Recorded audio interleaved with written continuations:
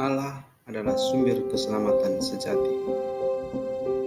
Hari ini kita mempelajari tema tentang Allah adalah sumber keselamatan sejati. Teman-teman, mari kita sama-sama belajar tentang Allah adalah sumber keselamatan sejati. Setiap manusia selalu menginginkan keselamatan dalam hidupnya, dan tidak seorang pun menginginkan hidupnya celaka. Berbagai usaha manusia dilakukan untuk mempertahankan hidupnya. Bagi orang beriman, kerinduan untuk memperoleh keselamatan itu berdasar pada iman akan Allah sebagai sumber keselamatan yang utama dan terutama. Sejak semula, Allah menghendaki agar hidup manusia selamat. Keselamatan itu ditujukan kepada semua manusia tanpa melihat latar belakang, suku, atau kelompok tertentu. Karena di hadapan Allah, semua manusia adalah sama. Semua manusia berharga di mata. Ada beberapa pandangan tentang sumber keselamatan. Misalnya, terlihat sebagai berikut. Yang pertama, keselamatan itu bersumber pada dunia. Keselamatan hidup diukur dari kemampuan seseorang mengumpulkan harta benda atau barang-barang duniawi. Mereka merasa tidak membutuhkan Allah lagi, karena segala sesuatu di dunia ini dapat diatasi dengan harta yang dimiliki.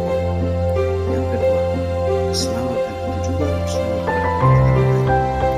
Dalam dunia modern ini, kita masih menjumpai masyarakat yang menggantungkan keselamatan pada kekuatan gaib.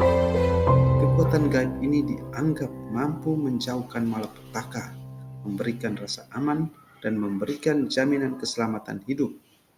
Kekuatan gaib dipuji sebagai sumber keselamatan sehingga kehendak Allah terlupakan. Ketiga, kemajuan ilmu pengetahuan dan teknologi justru juga dianggap sebagai sumber keselamatan. Ada sebagian orang beranggapan ilmu pengetahuan dan teknologi sebagai sumber keselamatan. Mereka menggantungkan hidupnya pada kemajuan ilmu kedokteran dan alat-alat kesehatan misalnya. Dengan kemajuan itu, mereka merasa dapat memperpanjang usia hidupnya. Mereka mulai lupa bahwa hidup dan mati adalah sesuatu milik Allah. Tidak ada seorang pun yang dapat melawan. Kepercayaan pada kekuatan gaib dulu juga pernah disaksikan sendiri oleh Rasul kita Paulus ketika ia mengabarkan Injil di Athena. Kita dapat baca di Kisah Para Rasul 17 ayat 16 sampai 34. Kepercayaan orang-orang Athena terhadap patung-patung berhala yang diyakini memiliki kekuatan gaib, di mana dianggap mampu melindungi hidup mereka, membuat sedih bagi Paulus itu sendiri. Sikap orang-orang Athena tersebut juga dapat kita temukan dalam masyarakat kita dewasa ini, yang menggantungkan hidupnya pada berhala-berhala untuk yang lain, seperti mendewakan barang-barang duniawi, memuja benda dan mantra-mantra yang dianggap memiliki kekuatan gaib, serta menomorsatukan kemajuan ilmu pengetahuan dan teknologi dibandingkan menyerahkan hidupnya kepada kehendak Allah. Sebagai orang beriman, kita harus meyakini bahwa Allah adalah sumber keselamatan sejati.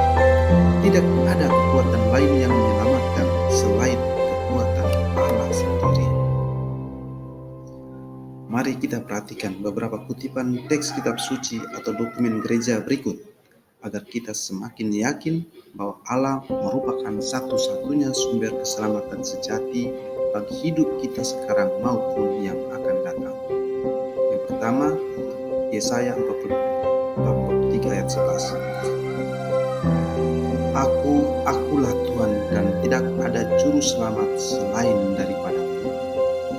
Pada Yesaya 45:21. Tidak ada fitnah, tidak ada Allah selain daripadaku, Allah yang adil dan jujur selamat.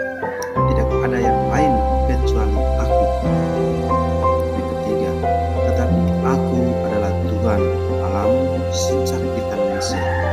Engkau tidak mengenal Allah kecuali aku, dan tidak ada juru selamat selain aku.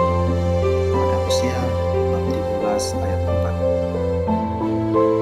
Berikutnya, itulah sebabnya kita berjerih payah dan berjuang, karena kita menaruh pengharapan kita kepada Allah yang hidup, juru selamat semua manusia, terutama mereka yang percaya.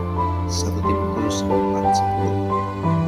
Yang kelima, Allah yang esa, juru selamat kita oleh Yesus Kristus Tuhan kita. Bagi Dia adalah kemuliaan, kebesaran, kekuatan, dan kuasa sebelum segala abad dan sekarang dan sampai selama-lamanya. Amin. Yang keenam, Allah yang sama adalah penyelamat dan pencipta, Tuhan secara manusia dan secara keselamatan. Gaudet Spes nomor 41. Teman-teman, Allah adalah pencipta awal dari segala kehidupan dan sekaligus menjadi tujuan hidup setiap ciptaan. Dia adalah Alfa dan Omega, awal dan akhir. Sebagai orang beriman, kita harus percaya bahwa karya penyelamatan Allah tetap berlangsung dari dulu hingga sekarang. Namun seringkali manusia tidak menyadari karya keselamatan Allah dalam dirinya. Itulah sebabnya Allah kerap kali menyatakan dirinya kepada manusia, sebagaimana pernah dilakukan pada bangsa Israel. Demikian juga dengan diri kita. Ada begitu banyak tanda kasih Allah yang dapat kita rasakan dalam hidup kita. Allah telah memberikan nafas kehidupan dan juga menciptakan alam semesta yang indah dan kaya untuk menunjang kelangsungan hidup kita.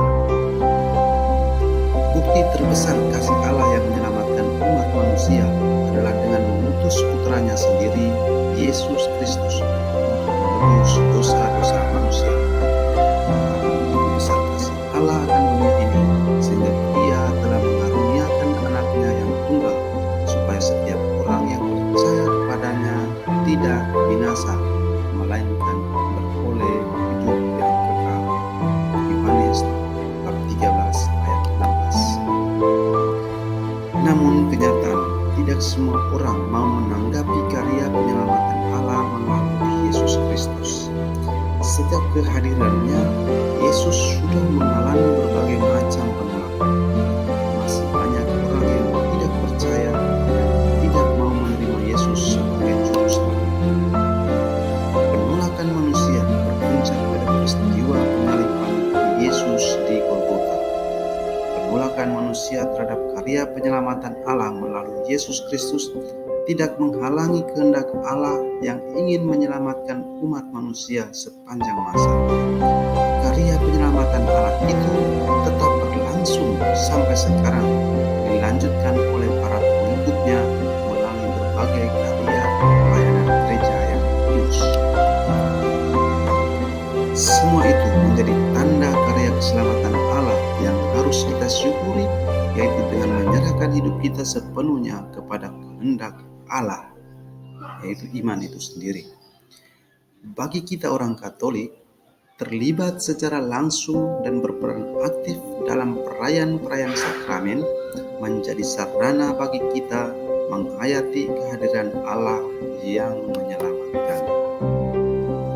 Selain dengan mengikuti perayaan-perayaan sakramen, kita juga dapat menghayati kehadiran Allah melalui doa dan melalui sabdanya dalam kitab suci.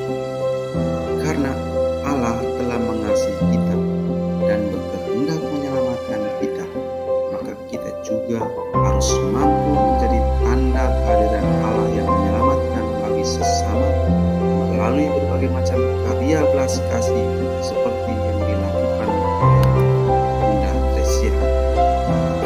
Kita juga dapat menjadi tanda kehadiran Allah yang menyelamatkan dengan misalnya membantu teman kita yang kesulitan dalam memahami materi pelajaran, menjenguk dan mendoakan teman yang sakit, atau menyisihkan sebagian yang kita miliki untuk berbela rasa pada orang-orang yang miskin dan teraniaya dalam hidupnya. Sekian, terima kasih.